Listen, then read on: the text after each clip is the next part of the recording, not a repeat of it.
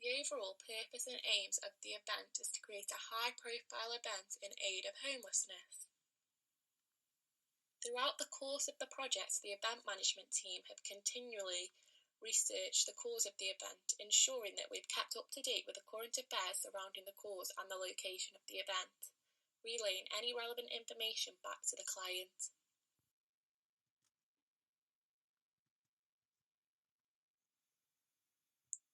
In order for Salford Sleep Out to be measured as a success, the event client required funds to be raised. As a team, we felt the most achievable way to do so was to create a Virgin Money page, as participants and friends of participants would be able to donate throughout the course of the project.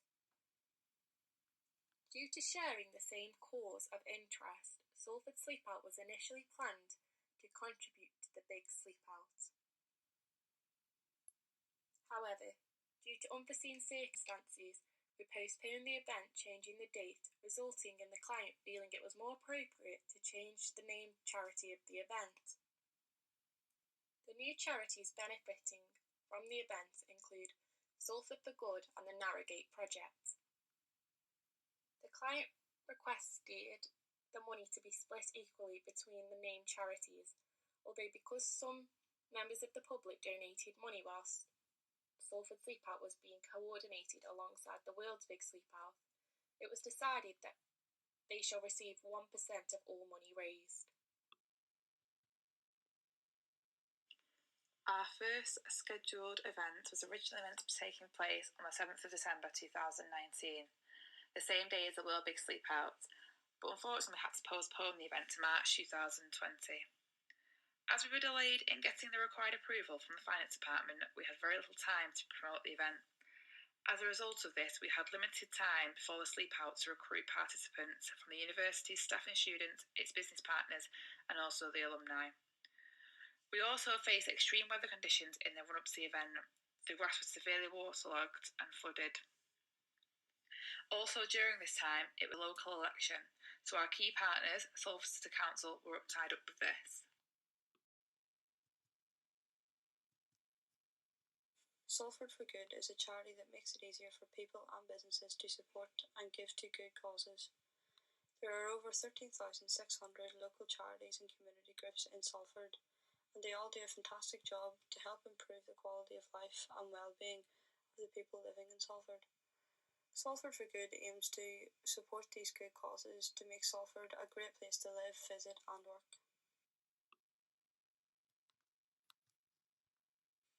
As a group, we shared our concerns with the client regarding the weather conditions in December and came to the unanimous decision to reschedule to a later date, this being the 20th of March.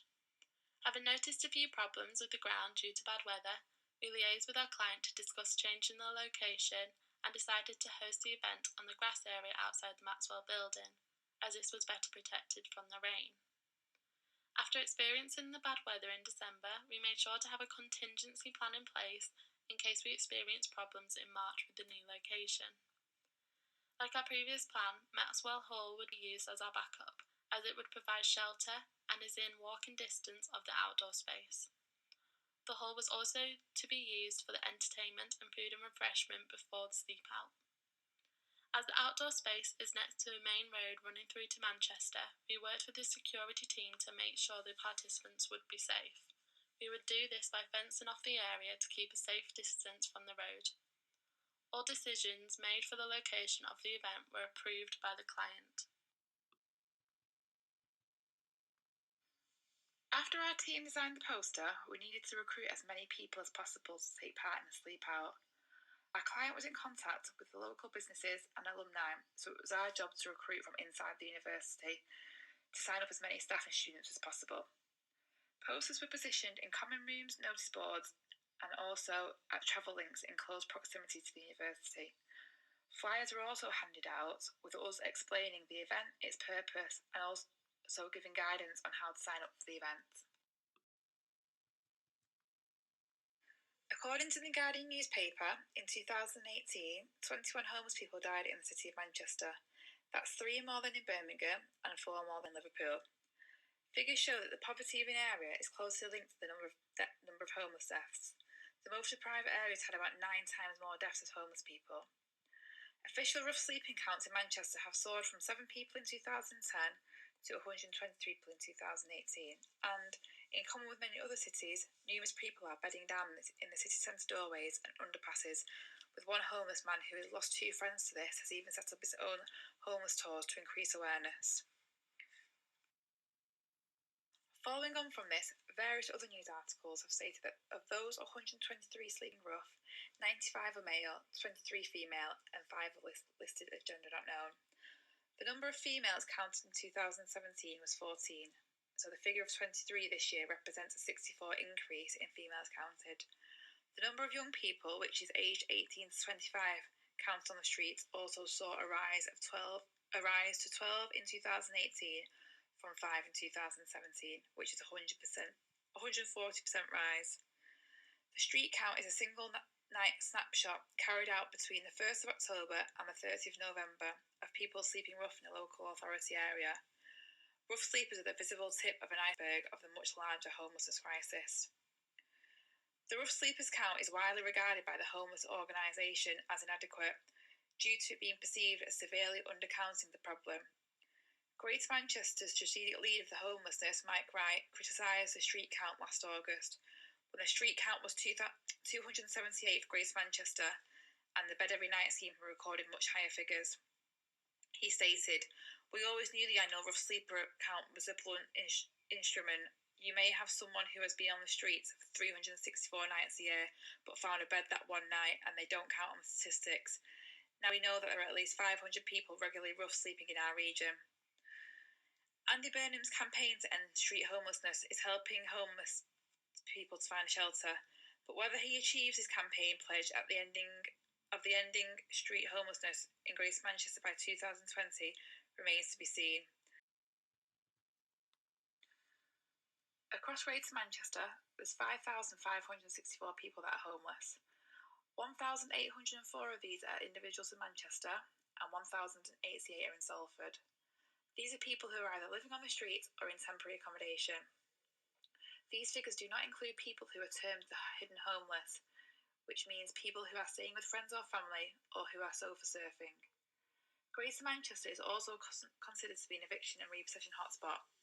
This problem is highest in Manchester and Salford, with approximately 1 in 62 households are at risk of repossession or eviction.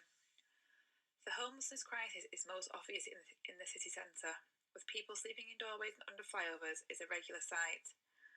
The homelessness in the city centre has dramatically increased over the past 5 years. There are more rough sleepers visible on the city streets. Because of this, there are more people accessing the support offered by the day services such as the Booth Centre, Narrowgate Project, Mustard Tree and the Cornerstone.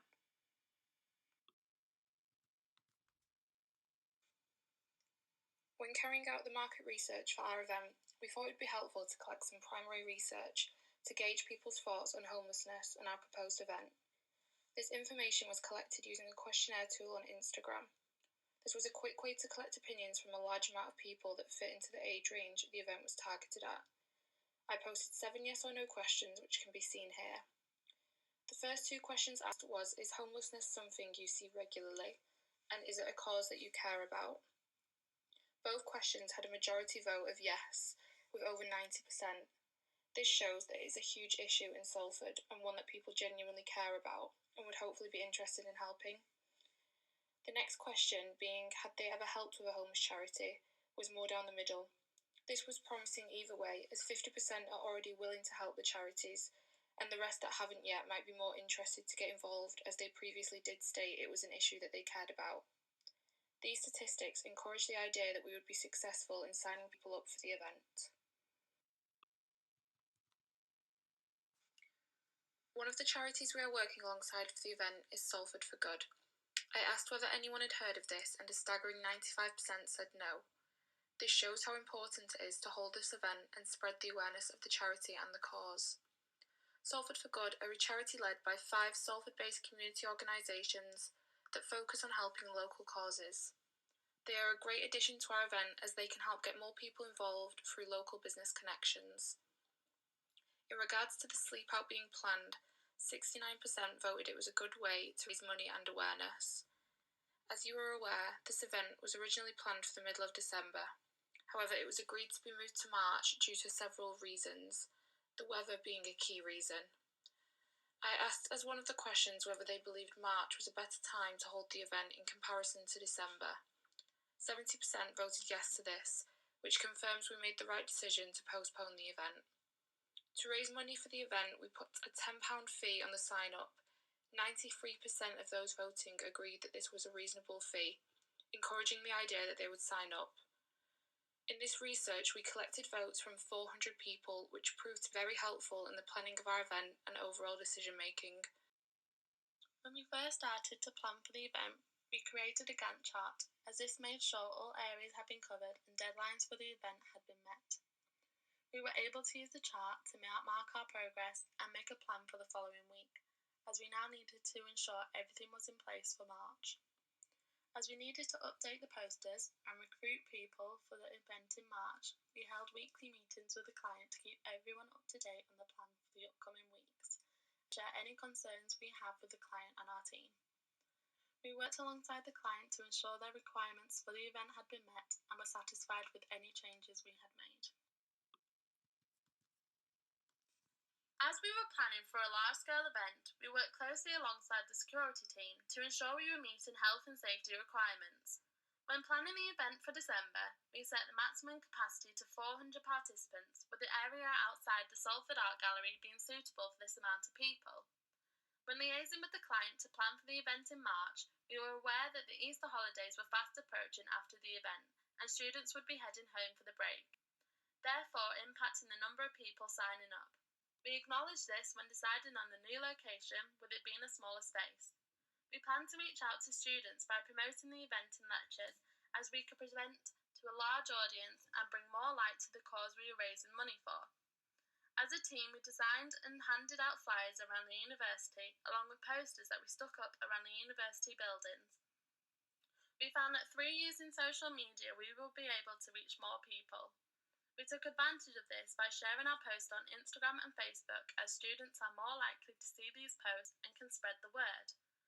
Our client suggested reaching out to local businesses to take part in the event and donate.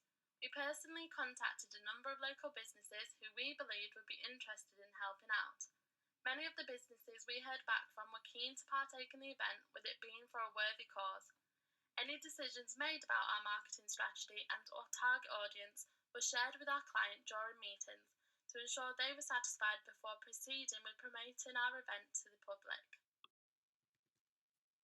With every event, there are some things that you include and won't include. For the Salford Sleep Out, we included a risk assessment, as by law it is essential during any event. The assessment will help us determine how we can make it safer for the attendees and the volunteers for the duration of the event. We will be excluding sleeping bags. We are doing this because our aim is to have 400 attendees at this event, and we simply would not be able to financially secure this many sleeping bags. Another thing we will be excluding is alcohol. We feel as though it is not morally correct to let the consumption of alcohol occur for the duration of the sleep out. So this means not only will there not be any alcohol served, but there will also be no alcohol allowed to be brought in by the attendees. We have tried to keep the cost to a minimal. By doing this, we have organised for the students of the university to provide the entertainment and the photography for the night. As well as this, the local shops and cafe on campus, Salford, will be sponsoring the event by providing food and drink for all attendees. With the money that we are able to raise from the tickets bought, we will use a small percentage of this money for merchandise and the completion certificates that you'll get at the end.